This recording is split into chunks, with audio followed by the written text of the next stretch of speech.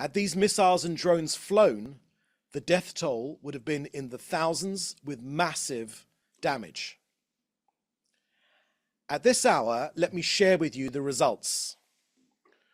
With minutes to spare, 100 Israeli Air Force fighter jets, our aerial defense systems, and Israeli Navy's ships, directed by the IDF, intelligence struck and destroyed thousands of Hezbollah rockets aimed at our towns, villages and cities across northern and central Israel.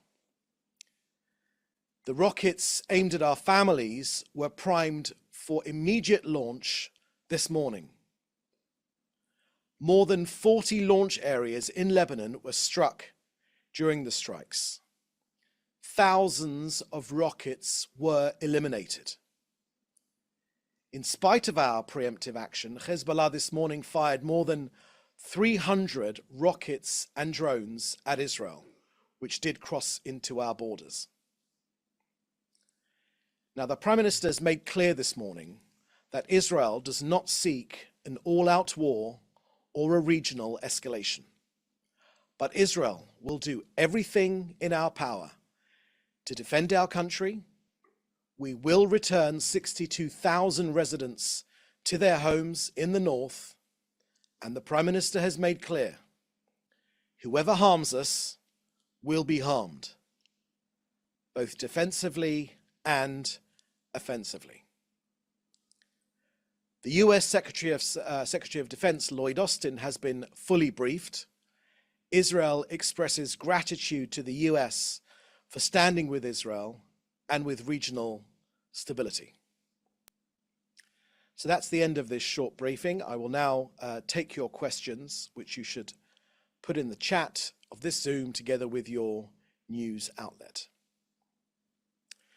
First question here is from Jody Cohen, World is One News in India. Hezbollah has suggested they have concluded their attacks on Israel today. Does Israel believe Hezbollah's fire will resume tomorrow? And what is being done to deter the Houthis from their promised attack as well as Iran's? Thank you very much for that question, Jody. Let me make this clear. Israel is prepared for any threat, both defensively and offensively. We are determined to defend ourselves and to exact a very high price from any enemy who dares to attack us from any arena.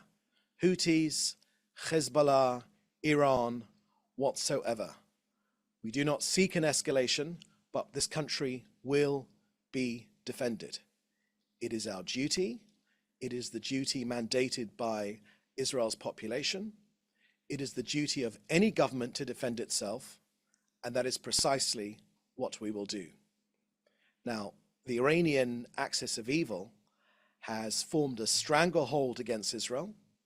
It's a ring of armed terror armies, Hezbollah in Lebanon, Hamas in Gaza, the Houthis in Yemen, and other militias as well. But we will exact a heavy price for aggressions against us from any arena. It is not our intention to escalate the situation, but we will defend ourselves. Our long arm will reach anyone who causes harm to our civilians. And the elimination of the commanders of the military wings of both Hamas and Hezbollah, the destruction of these rockets aimed to fire at our people imminently this morning, imminently, sends a very clear message to anyone that threatens this country. Now, in common with the Prime Minister and all Israelis, and all of our security services here, we remain on extremely high alert. The government expresses its appreciation and thanks to our allies for standing united with us in the face of these hate-filled threats of this Iranian regime and its terrorist proxies. And of course, in particular, the government expresses its gratitude to President Biden and the American leadership for their steadfast commitment in words and deeds to the safety and security of our country. Now, much of the international community stands together to curb the dangerous ambitions of Iran, which states its intentions very clearly to destroy this country, and they threaten both regional stability and the free world. Next question here is from Hannah Julian from the Jewish Press. The IDF has said that some rockets and drones managed to get through during this morning's attack. Can you share with us what damage was and whether anyone was hurt? Thank you very much for that question, Hannah.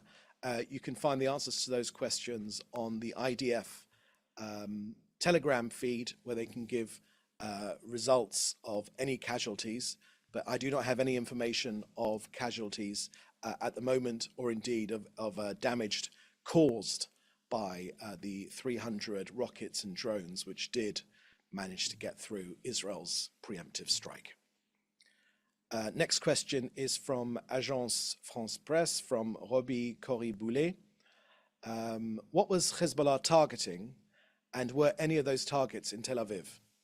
Thank you for that question, Robbie. Yes, we've made clear that there were targets in central Israel.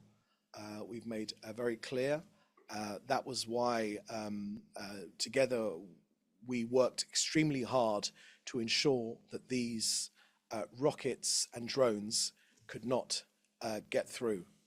You know, we've had more than 8,000 of these rockets, more than 100 drones coming to attack us. 43 of our people have been killed. There have been many fires, much environmental damage caused by this Hezbollah fire.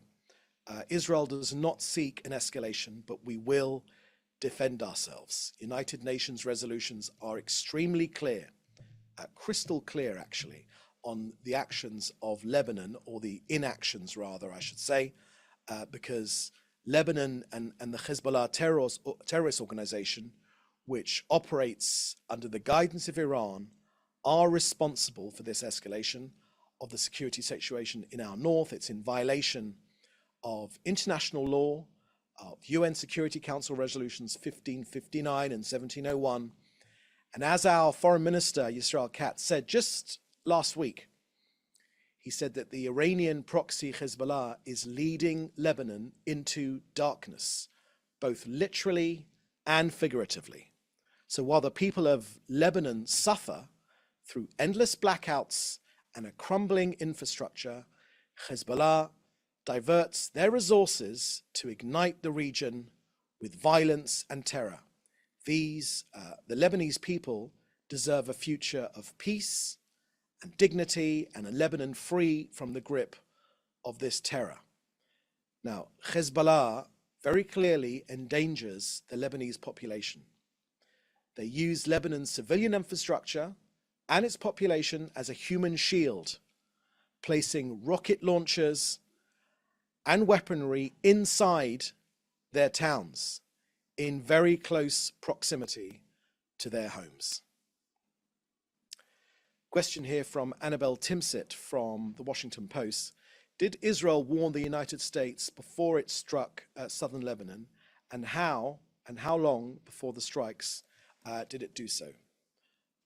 Thank you for that question, Annabelle. We're working extremely closely with our US allies. I've made that clear in that briefing. It is in US interests as well as Israeli interests to restore stability in this region. Both our countries know, and many other democracies understand, that Iran is trying to destabilize this region. They're only after us as a stopgap. We're only the first step on their journey to destroy your countries, US, UK, other countries in Europe. They despise democracies. They despise freedom. They despise liberal democracies. They're going after us, but only on the way to get over to you in the Western world. So we are working side by side, united with our American allies. It's a partnership which is extremely important to this country. It's important to the US as well, because we share so many of the same values, but also the same enemies as well. Okay, so that seems to be the last question here today. Thank you for joining us. We'll be having another briefing tomorrow morning at tomorrow afternoon rather at 3:30. So in the meantime, please do stay safe. Thank you for joining us, and goodbye.